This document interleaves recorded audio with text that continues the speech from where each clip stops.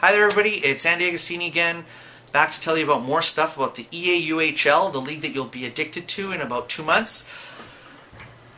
Just going to go back here, and I just wanted to give you guys a couple of tips and hints on the actual how to run a team. So one of the ideas that we really wanted to focus on is what every GM loves to do, is lock in a player for a cheap salary and hope that he improves during his contract so that you have a stud at a great price. So one of the ways you can do that in our game is you have contract cards. And these contract cards, as you can see, he has 12 on his contract.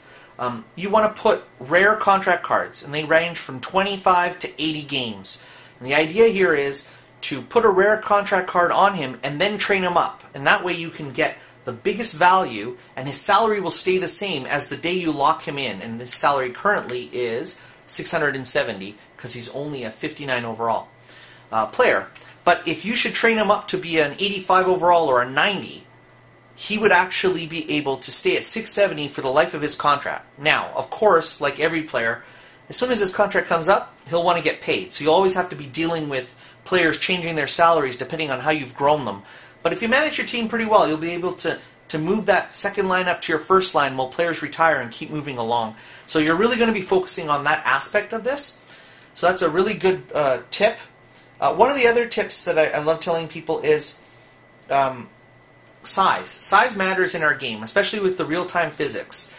So as you can see, Cornell here from the Peterborough Petes is only 5'9" and 195 pounds. That's not bad for size, but he's a little small.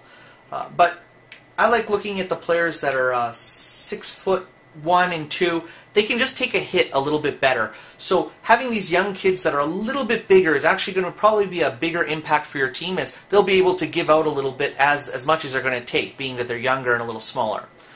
So having Chris Pronger obviously is your ultimate player to go and knock people around, but growing a young kid that's 6'3" and 190 pounds, yeah, he'll be able to bruise people up once you train him up properly.